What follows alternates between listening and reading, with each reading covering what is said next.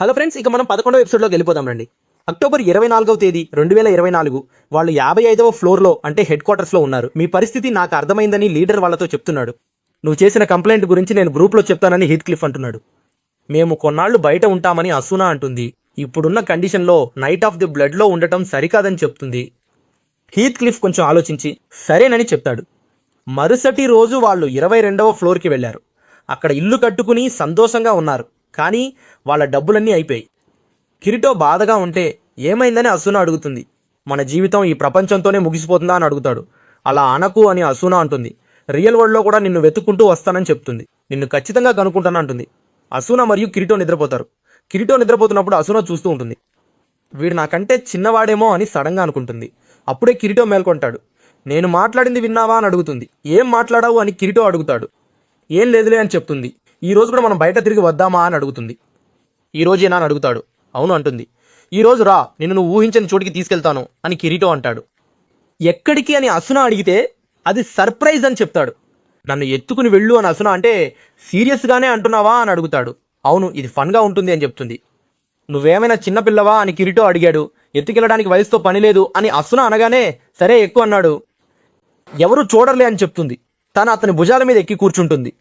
అంతా కనిపిస్తోందని ఆమె సంతోషపడి రైడ్కి వెళ్దామంటుంది. వాళ్ళు మాట్లాడుకుంటూ వెళ్తుంటే అక్కడ జనం చేపలు పట్టడం చూస్తారు. వాళ్ళు చెయ్యి ఊపితే వీళ్ళు కూడా తిరిగి ఊపారు. కిరీటో అలసిపోయినట్టుంటాడు. నేను దిగనా అని అసునా అడుగుతుంది. గట్టిగా పట్టుకో అని చెప్పి కిరీటో పరిగెడతాడు. అలాగే చుట్టూ చూస్తూ మాట్లాడుకుంటూ వెళ్తారు. ఈ ఫారెస్ట్లో దెయ్యం ఉంది అని కిరీటో చెప్తాడు. రాత్రిపూట వచ్చి వేటాడుతుందట అంటాడు. ఇదంతా అబద్ధమే కదా అని అసునా అంటుంది. 1 వారం క్రితం ఒక చెట్లు కొట్టేవాడు వచ్చాడు. తెల్లగా ఏదో ఒకటి వెళ్ళడం చూశానని అతను చెప్తున్నాడు. అకస్మాత్తుగా అసున కళ్ళ ముందు ఏదో కదిలింది. భయంతో ఆమె కిందకి దిగింది. దూరంలో ఒక అమ్మాయి నిలబడి ఉండటం ఆమె చూసింది. కిరీటో కూడా చూశాడు. అసున భయపడి కూర్చుందా? అది దెయ్యం కాదని కిరీటో పరిగెత్తుకుంటూ వెళ్ళి చూస్తాడు. ఇది ఒక అమ్మాయి అని చెప్తాడు. కానీ ఈ అమ్మాయి డిఫరెంట్ అంటాడు. తలపైన ఇండికేటర్ కూడా చూపించట్లేదట. ఇది ఏదైనా బగ్ అయి ఉంటుందని అసునా అంటుంది. చిన్నపిల్లలు ఈ సోర్డ్ ఆర్ట్ ఆన్లైన్ గేమ్లోకి ఎందుకు రావాలి అని అడుగుతారు. ఇంటికి తీసుకెళ్దాం, ఇక్కడ సేఫ్ కాదు. తను నిద్ర లేచాక ఏంటో అడుగుదామని మాట్లాడుకుంటూ వెళ్తారు. సరే అని కిరీటో అంటాడు. ఇంటికి తీసుకొచ్చారు. తను నాన్ ప్లేయర్ కాదు. నాన్ ప్లేయర్ అయితే టచ్ చేయగానే ఇండికేషన్ వస్తుంది, కానీ ఇందులో రాలేదు అంటాడు. కానీ తను అక్కడికి ఎందుకు వచ్చిందో అర్థం కావడం లేదని చెప్తాడు. ఫ్యామిలీతో కలిసి వచ్చి ఉంటుందేమో అని ఆలోచిస్తున్నారు. ఆమె దారి తప్పి ఉంటుంది. అతను లేచాక మాట్లాడదాం అనుకుని కిరీటో అసునా పడుకుంటారు. కానీ అసునాకు నిద్ర పట్టదు. ఆ అమ్మాయిని చూస్తూ ఉంటుంది. తను ఎప్పుడూ ఒంటరిగానే ఉందేమో అని జాలితో తన పక్కనే కూర్చుంటుంది. తనతో పాటే పడుకుని నిద్రపోతుంది. మరుసటి రోజు ఉదయం ఆ అమ్మాయి అసునాని చూస్తూ ఉంటుంది. అసునా సడన్గా కిరీటోని నిద్రలేపుతుంది. అతను వచ్చి ఏమైందని అడుగుతాడు. కిరీటో ఆ అమ్మాయిని చూస్తాడు. తనకేమీ గుర్తుండదు. తన పేరు మాత్రం తెలుసు, అది యూయి అని చెప్తుంది. అసునా తన పేరుని కిరీటో పేరుని ఆ అమ్మాయికి పరిచయం చేస్తుంది. కానీ ఆ అమ్మాయికి సరిగ్గా పలకడం రాదు. అడవిలో ఏం చేస్తున్నావు అని అతను అడిగితే ఆమె తనకు ఏమీ గుర్తులేదని చెప్పింది. నా పేరు కిరీటో అని పిలవమని అతను చెప్తాడు. తనకి పలకడం రాక తడబడుతుంది. సరే, నువ్వు ఎలా పిలిచినా పర్వాలేదని కిరీటో అంటాడు. తను వెంటనే ఆలోచించి డాడీ, మమ్మీ అని పిలుస్తుంది. మొదట అసునా షాక్ అయినా తర్వాత సంతోషంతో తనని ఎత్తుకుని తిప్పుతుంది. తర్వాత తనకి భోజనం పెడతారు. కిరీటో పేపర్ చదువుతూ శాండ్విచ్ తింటుంటాడు. ఆ అమ్మాయి ఆ ఫుడ్నే చూస్తూ ఉంటుంది. ఇది కారంగా ఉంటుందని కిరీటో చెప్తాడు.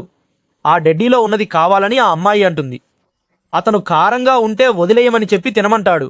ఆ అమ్మాయి తిని చూసి బాగుందని అంటుంది. సరే, ఈరోజు సూపర్ డిన్నర్ చేద్దామని కిరీటో అంటాడు. బాగుందని ఇద్దరు మాట్లాడుకుంటూ ఉంటారు. యూయి మాట్లాడుతూనే నిద్రపోయింది. ఇప్పుడు ఏం చేయాలని అసునా అడగ్గా ఏం చేయాలో తెలియడం లేదని అతను అంటాడు. అసునా సడన్గా ఏడుస్తుంది. ఆమెకు జ్ఞాపకం వచ్చే వరకు మనం చూసుకుందామని, వాళ్ళ ఫ్యామిలీ కోసం మొదటి టౌన్ నుండి వెతుకుదామని అతను చెప్తాడు. అక్కడే ఉండే ఛాన్స్ ఉందని అతను చెప్తాడు. యూయి ఇక్కడే ఉంటే మనకు బాగుంటుంది, కానీ వాళ్ళ ఫ్యామిలీ తన కోసం వెతుకుతూ బాధపడుతుంటారు కదా అని కిరీటో అంటాడు. తను నిద్రలేచాక మనం ఫస్ట్ ఫ్లోర్కి వెళ్దామని అతను చెప్తాడు. మనం ఫస్ట్ ఫ్లోర్కి వెళ్ళి చాలా రోజులైంది, జాగ్రత్తగా ఉండు. అక్కడ ఆర్మీ బేస్ ఉంది కాబట్టి గార్డ్తోనే ఉండు. సరే అని అసున అంటుంది. ఫస్ట్ ఫ్లోర్కి వచ్చాక ఇక్కడికి వచ్చి చాలా రోజులైంది కదా అని మాట్లాడుకుంటారు. నీకు ఈ ప్లేస్ ఏమైనా గుర్తుందా అని ఆ అమ్మాయిని అడుగుతారు. నాకు తెలియడం లేదని ఆ అమ్మాయి చెప్తుంది. సరే రా, ఇక్కడ చాలా ప్లేసెస్ ఉన్నాయి, నీకు చూపిస్తాను, అప్పుడైనా ఏమైనా గుర్తొస్తుందేమో అని తనని తీసుకెళ్తారు. అక్కడ ఎవరూ లేరు. ఎంతమంది ఉన్నారని అసునా అడిగితే మొదట 6,000 ఇప్పుడు 2,000 మందే ఉన్నారని అతను చెప్పాడు. చూస్తే ఆ చుట్టుపక్కల ఎవరూ లేరు. సడన్ గా ఒక ఆవిడ అరుస్తున్న సౌండ్ మాత్రం వినిపిస్తోంది. కిరీటో అసునా ఇద్దరు వెతుక్కుంటూ వెళ్తారు. అక్కడ ఆర్మీ వాళ్ళు ఆ ఆవిడను బెదిరించి ట్యాక్స్ వసూలు చేస్తున్నారు. ముగ్గురు పిల్లల దగ్గర ఉన్న సామాన్లన్నీ లాక్కుని కింద పడేశారు. అన్నీ ఇచ్చేయి, ఇవి సరిపోవు, నీ దగ్గర ఉన్న ఎక్విప్మెంట్ కూడా ఇచ్చేయి అని అడుగుతున్నారు. ఆవిడ మాత్రం నేను ఇవ్వను అని చెప్తోంది. అప్పుడే వచ్చిన అసునా కిరీటో భయపడొద్దని చెప్తారు. ఇది ఆర్మీ బేస్, మీరు ఇక్కడికి ఎలా వచ్చారని వాళ్ళు అడుగుతారు. ఒక ఆర్మీ వాడు కత్తి తీసి కొట్టడానికి వస్తాడు. సడన్ గా అసునా నేను చూసుకుంటాను అని కిరీటోతో చెప్తుంది. అసున కత్తితో గంభీరంగా వస్తుంటే ఆ సైనికుడు నవ్వుతూ వస్తాడు. తను వాళ్ళని కొట్టడంతో వాళ్ళు షాక్ అవుతారు. అప్పుడు అసున భయపడకండి, ఇది సేఫ్ ప్లేస్, ఇక్కడ హెచ్పి తగ్గదు అంటుంది. ఆ ఆర్మీ వాడు తను కొడుతుంటే ఆలోచిస్తాడు, కొంచెం భయపడతాడు కూడా. అందరూ అసునాని చూసి భయపడి పారిపోతారు. తను మాస్ చూపిస్తుంది. అందరూ మీరు సూపర్ అని తన గురించి మాట్లాడుకుంటారు. మీ అమ్మ ఎంత స్ట్రాంగో చూసావా అని గ్రీటో అంటున్నాడు. యూయి అది పట్టించుకోకుండా పైకి చూస్తూ చేయి చూపిస్తోంది. ఏమైందని అడుగుతున్నారు. నేను ఇక్కడ ఉండను, నేను ఇక్కడ మనిషిని కాదని యూయి చెప్తోంది. నేను చీకటి గదిలో ఒంటరిగా ఉండిపోయానని చెబుతోంది. అకస్మాత్తుగా శబ్దం రావడంతో గందరగోళం నెలకొంది. కింద పడబోతున్న యూయి భయపడింది. వెంటనే సీటు తనని పట్టుకుంది. అసలు ఏమైందో ఎవరికి మీ అర్థం కావడం లేదు. ఎపిసోడ్ పూర్తయింది. మళ్ళీ నెక్స్ట్ ఎపిసోడ్లో కలుద్దాం. మర్చిపోకుండా సబ్స్క్రైబ్ చేయండి, షేర్ చేయండి, కామెంట్ చేయండి, నచ్చితే లైక్ చేయండి. See you by. ఫ్రెండ్స్, ఇక 12వ ఎపిసోడ్ చూద్దాం. నవంబర్ 1, 2024న మొదటి అంతస్తులోని చర్చిలో అందరూ కూర్చుని ఉండటంతో ఎపిసోడ్ మొదలవుతుంది. పిల్లలందరూ తింటూ ఉండగా కిరీటో వాళ్ళ టీం ఆ కాపాడిన ఆవిడతో కలిసి భోజనం చేస్తూ ఉంటారు. యుయి ఇప్పుడు కోలుకుంటోందని కిరీటో చెప్తాడు. ఇలాంటివి ఎప్పుడు జరుగుతాయని ఆవిడ అడుగుతుంది. మేము తనని 22వ ఫ్లోర్లో కనుగొన్నామని, తను మెమరీ కోల్పోయి అక్కడ తిరుగుతోందని అసునా చెప్తుంది. అందుకే తనకి ఏమైనా గుర్తుకొస్తుందేమో చూడటానికి ఇక్కడికి తీసుకొచ్చామని కిరీటో అంటాడు.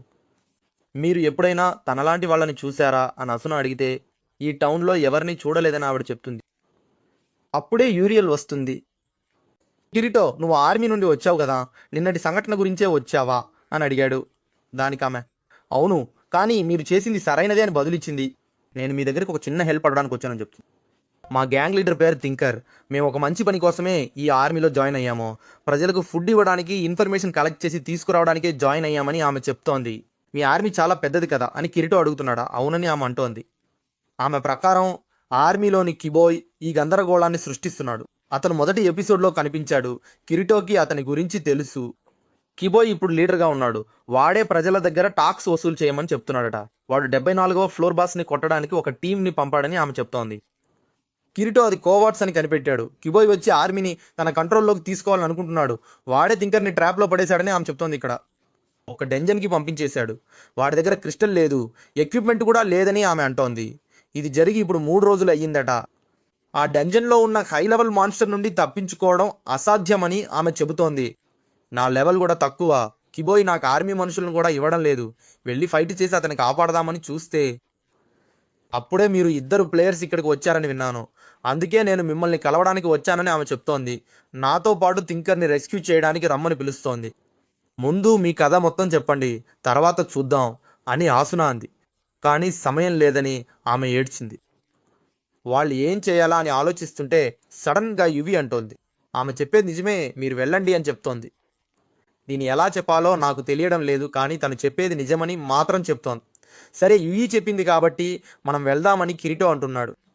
నువ్వు చెప్పావు కదా, ఇంకేంటి పదా బయలుదేరుదాం అని అసనా అంటోంది. నీకు ఎలా థాంక్స్ చెప్పాలో నాకు తెలియడం లేదని యూరియల్ అంటోంది. పర్వాలేదు, ఇవన్నీ జరుగుతూనే ఉంటాయని అతను చెప్తాడు. నేను కూడా వస్తానని యుయి అంటుంది. కానీ డెంజన్కి వద్దని వాళ్ళు గొడవ పడతారు. నువ్వు రాకూడదు అని వాళ్ళు అంటుంటే నేను వచ్చి తీరుతానని తను మొండికేస్తుంది. తను కిరీటోని గట్టిగా పట్టుకుని నేను వస్తానని చెప్తూనే ఉంది. చివరికి వాళ్ళు సరే అని తనని కూడా తీసుకెళ్తారు. ఇలాంటి డెంజన్ను తాము ఎప్పుడు చూడలేదని వాళ్ళు అనుకుంటారు. ఫ్లోర్ క్లియర్ అయ్యే కొద్దీ ఇది ఓపెన్ అవుతుందని ఆమె చెప్తుంది. కిబోయ్ తన ఆర్మీ కోసం డబ్బులు సంపాదించడానికి ఇలాంటి వాళ్ళని పంపిస్తాడని తను చెప్తుంది. అప్పుడే అక్కడ సడన్గా ఒక ఎంట్రన్స్ వస్తుంది. ఈ చోటంటే నాకు భయం లేదు, పదండి వెళ్దాం అంటోంది. సరే అని లోపలికి వెళ్ళి చూస్తూ వెళ్తున్నారు. అక్కడికి రోబోట్ కప్పలు చాలా వస్తున్నాయి. కిరీటో తన కత్తి తీసి వాటిని చితకొట్టేస్తున్నాడు. అంతా నా వల్లే జరిగిందని యూలియర్ క్షమాపణలు అడుగుతోంది. కానీ ఆసునా మాత్రం అతనికి ఇది సరదాగానే ఉంటుంది, మీరు వీటి గురించి అస్సలు చింతించకండి అని చెప్తోంది.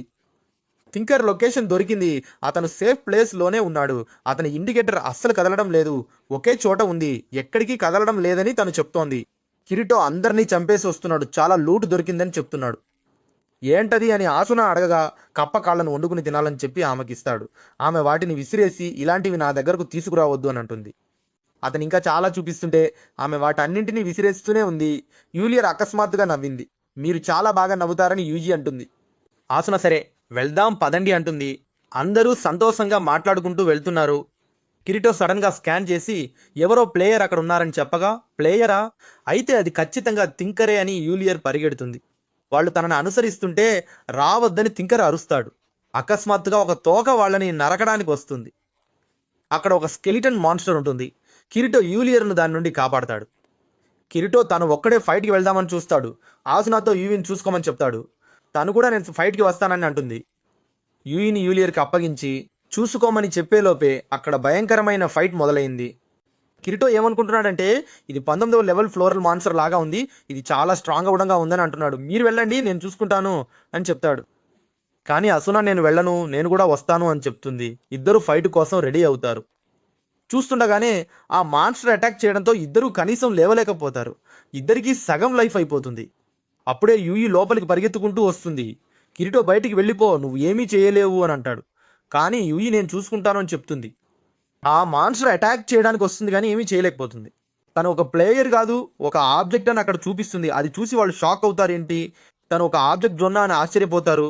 హఠాత్తుగా తన శక్తితో ఒక కత్తిని రప్పిస్తుంది. అది భయంకరంగా ఉంది.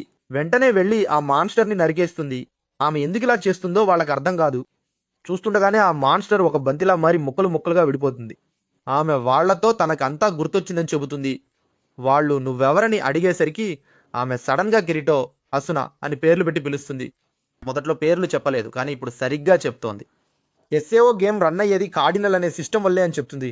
అది ఒక ప్రోగ్రామ్, దాన్ని ఏ మనిషి కంట్రోల్ చేయడం లేదు, కేవలం ఒక సిస్టమే కంట్రోల్ చేస్తోంది అని ఆమె వాళ్లతో చెప్తుంది.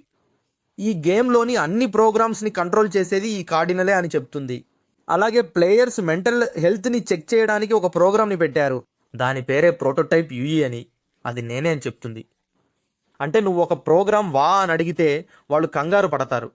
ప్లేయర్స్ ఎమోషన్స్ని అబ్జర్వ్ చేయడమే నా ప్రోగ్రామ్ అని ఆమె చెప్తుంది. నేను అబద్ధమని తను చెప్తుంది. నీకు గతం గుర్తులేదు కదా, ప్రోగ్రాంలో అలా జరుగుతుందా అని అడుగుతారు. కార్డినల్ నన్ను ప్లేయర్స్ని కలవద్దని చెప్పింది, అందుకే నేను వాళ్ళని చూస్తూ మాత్రమే ఉన్నానని యూయి చెప్తుంది. అక్కడ అందరూ తమ ఎమోషన్స్ని కోల్పోయి బతుకుతున్నారు. నేను హెల్ప్ చేయలేక చాలా తపన పడ్డానని ఆమె చెప్తోంది. అప్పుడే నేను పూర్తిగా విరిగిపోయాను. ఆ తర్వాతే ఇద్దరు ప్లేయర్స్ సంతోషంగా ఉండటం నేను చూశాను. వాళ్ళతో ఉండాలని అనుకున్నానని, అందుకే మిమ్మల్ని చూడటానికి 22వ ఫ్లోర్కి వచ్చానని చెప్తోంది. తను కేవలం ఒక ప్రోగ్రామ్ అని చెప్తూ ఏడుస్తోంది. కిరీటో వచ్చి నువ్వు ఇకపై ప్రోగ్రామ్ కాదు అని అంటాడు. నీకోసం నేను ఏదైనా చేస్తానని అతను అంటాడు. నేను మీతోనే ఉండాలి అమ్మా నాన్న అని ఆమె అంటుంది. సడన్గా సరే మనమందరం కలిసే ఉందాం అని వాళ్ళు అంటారు. కానీ అప్పటికే చాలా లేట్ అయిపోయిందని ఆమె అంటుంది. నేను ఆ మాన్స్టర్ని చంపగానే కార్డినల్కి మెసేజ్ వెళ్ళి ఉంటుంది. ఇప్పుడు నా డేటాని పూర్తిగా చెక్ చేసి ఉంటారని, త్వరలోనే నన్ను డిలీట్ చేసేస్తారని ఆమె చెప్తుంది. నేను అలా జరగనివ్వను అని వాళ్ళు అంటారు. ఆమె అందరికీ థ్యాంక్స్ చెప్తుంది. మీరందరినీ కాపాడండి అని యూయి చెప్తుంది. కానీ ఆమె అలా మెల్లగా మాయమైపోతుంది. ఇద్దరూ ఏడుస్తారు. కిరీటోకి కోపం వస్తుంది. దీన్ని ఇలా వదిలేను అని టైప్ చేస్తాడు. వెంటనే కంప్యూటర్ అతన్ని వెనక్కి నెట్టేస్తుంది. ఏమైందని ఆమె అడుగుతుంది. చూస్తే అతను డైమండ్ లాంటి ఒక డాలర్ని తీస్తాడు. యూఈ ప్రోగ్రామ్ని ఒక ఆబ్జెక్ట్గా మార్చేశానని, ఇది యూఈ హార్ట్ అని అతను చెప్తాడు. ఆ తర్వాత మొదటి అంతస్తు నుండి 22వ అంతస్తుకి వెళ్తారు. గేమ్ ముగిశాక యూఈకి ఏమవుతుందని అసున కిరీటోని అడుగుతుంది. కిరీటో చెప్తున్నాడు, నేను యూఈని నర్వ్ గేర్లో స్టోర్ చేసి ఉంచాను. బయటికి వెళ్ళిన తర్వాత తనని రీస్టోర్ చేయడానికి ప్రయత్నిస్తానని అంటున్నాడు. అసున ఆ డాలర్ని మెడలో వేసుకుంది. ఆ తర్వాత ఇద్దరు మాట్లాడుకుంటూ చాలా సంతోషంగా వెళ్తారు. ఈ ఎపిసోడ్ ఇక్కడితో ముగుస్తుంది. మళ్ళీ వచ్చే ఎపిసోడ్లో కలుద్దాం. మర్చిపోకుండా సబ్స్క్రైబ్ చేయండి, షేర్ చేయండి, ఇంకా కామెంట్ చేయండి. నచ్చితే లైక్ చేయండి. See you by.